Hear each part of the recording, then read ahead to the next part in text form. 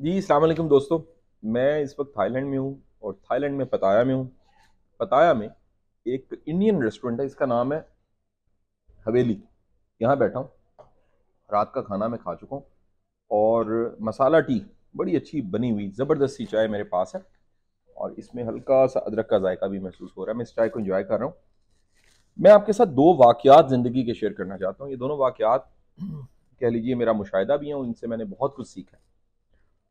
गाहे बगाहे मैं आपके साथ इस अंदाज से जो बातचीत करने लगा हूँ, क्लासरूम से हट के ज़िंदगी में ट्रैवल करते हुए, मूव करते हुए, कहीं जाते आते, खाते पीते, दोस्तों के साथ ये जो बातचीत करता हूँ, ये बातचीत इसलिए करता हूँ कि कुछ आपकी लर्निंग्स होती हैं, आपका दिल करता है आप दूसरों को सिखाएं। मैं हमेशा कहता हूँ कि मैं पर्सनैलिटी के लिहाज से ENFJ हूँ। ENFJ टीचर होते हैं, पैदाइशी टीचर।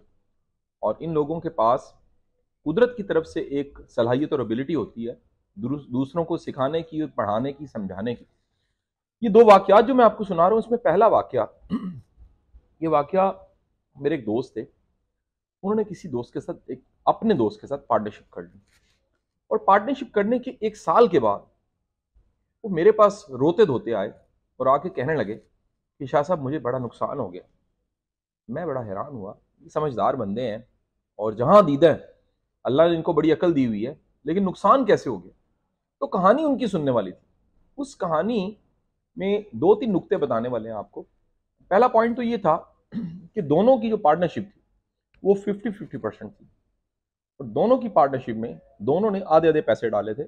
लेकिन इनके पास जो 50% था वो इनकी कुल कमाई थी। इनका जो पार्टनर था उसके पास जो पैसा था वो पैसा ज्यादा था और उसमें से कुछ निकाल के उन्होंने 50% शेयर इस बिजनेस में शामिल किया था। यानी 50% और 50% ये कारोबार चल, ख्वाब देखा इन दोनों ने मिलकर कि हम इस कारोबार को चलाएंगे और ये कारोबार चलेगा, प्रॉफिट आएगा, वो 50-50 हो जाएगा। अब कमाल की बात ये थी कि मेरे उस दोस्त ने जब साल बाद मुझे कहानी सुनाई और बताई तो पता लगा कि ये जो इनके दोस्त थे, इनके पास बहुत सा पैसा था, लेकिन उसमें से थोड़ा सा पैसा निकाल के इन्होंने पार्टनरशिप की थी मेरे दोस्त के साथ, जिनके पास जो कुल कमाई थी उन्होंने 50% की शक्ल में डाल दी थी। मेरे दोस्त के दोस्त ने कभी बिजनेस नहीं किया था, उनके पास किसी भी तरह कारोबारी जहानत नहीं थी। ये पैसे उनको विरासत में मिले थे और ये पैसे उन्होंने अर्न नहीं किए थे। यानी कह लीजिए विरासती तकसीम हुई, प्रॉपर्टीज आई, प्लाजाज आए, कुछ प्लाजाज जो थे उनका रेंट आ रहा था, कुछ प्रॉपर्टीज बिकी, उनके बैंक में पैसे गए।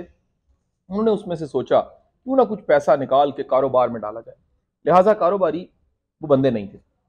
उनके वालिद साहब यानी मेरे दोस्त के जो दोस्त थे उनके वालिद साहब, उनका कारोबार था और उनके ये साहबजादे जिनका मैं तस्करा कर रहा हूं, उन्होंने कभी भी कारोबार में किसी किस्म की कोई इंटरेस्ट शो नहीं की।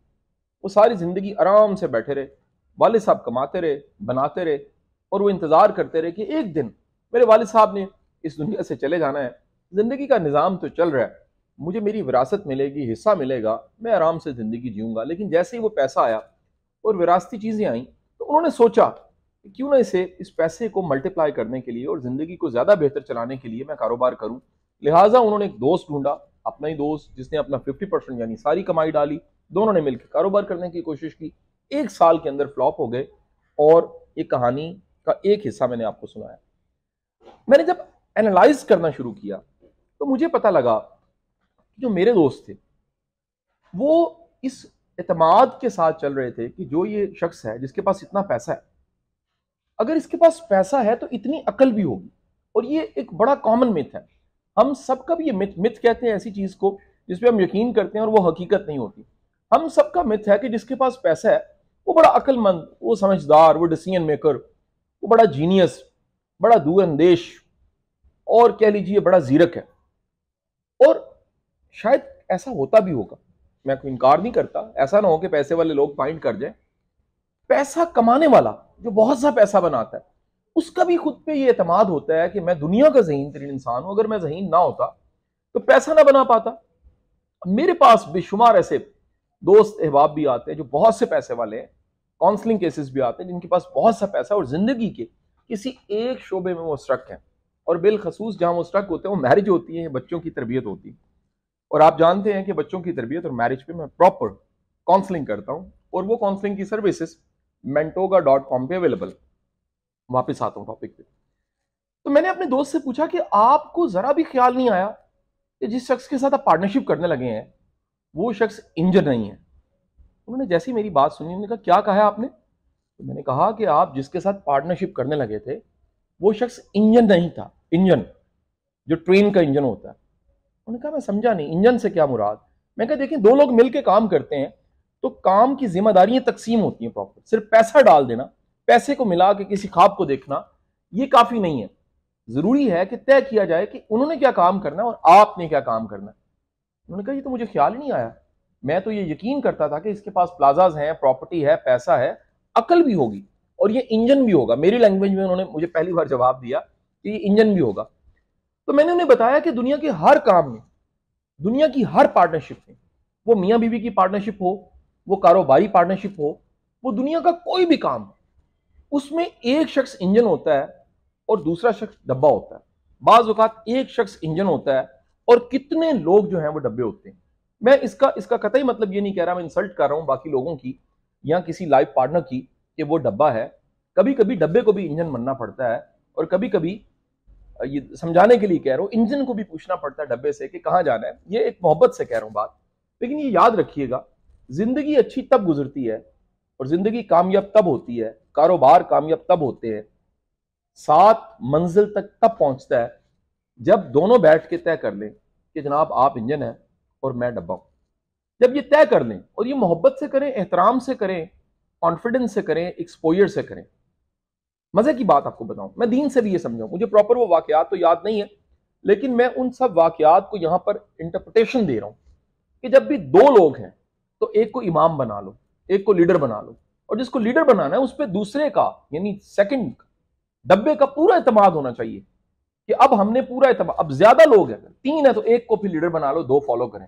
चार हैं, एक को लीडर बना लो। ज्यादा है, एक को लीडर बना लो। आप मेरे मुल्क का हाल देख लीजिए, हम ये तय नहीं कर पाते कि इस मुल्क में असल में लीडर कौन। 74 साल गुजर गए। 74 साल पहले बाबा कौम कायद आजम मोहम्मद अली जना, जिन्होंने तवील स्ट्रगल से अपनी पूरी जिंदगी देने के बाद पाकिस्तान बनाया, तो पाकिस्तान जब बन गया तो जो अपनी सारी प्रॉपर्टी और सारी विरासत थी वो पाकिस्तान के नाम की और अल्लाह के पास चले गए। इन 74 सालों में हमें जना के म्यार का लीडर नहीं मिला। मैं आपको फिर ये बड़े वसूख से कह रहा हूं, मुताले की बुनियाद पे कह रहा हूं, मेरे बाइसेस नहीं है, मैं किसी के खिलाफ नहीं हूं, मैं कोई पॉलिटिकल नैरेटिव नहीं दे रहा। हमारा चैलेंज ये है, हम 22 करोड़ अवाम डब्बा है, हमारा इंजन कोई नहीं है। हमें लगता है कि ये इंजन है, हमें लगता है ये इंजन है। हम कभी सारे डब्बे एक इंजन के पीछे लग जाते हैं, सारे डब्बे मिलके एक डब्बे में वोट डालना शुरू कर देते हैं और किसी इंजन के पीछे लग जाते हैं, और कुछ ही अरसे के बाद हमें पता लगता है कि हमारा फैसला गलत था। सो जिंदगी में जब भी आप आगे बढ़ने लगे हैं, तय कर लें कौन डब्बा है और कौन इंजन है। आपकी जिंदगी बड़ी आसान हो जाएगी। बहुत बहुत शुक्रिया।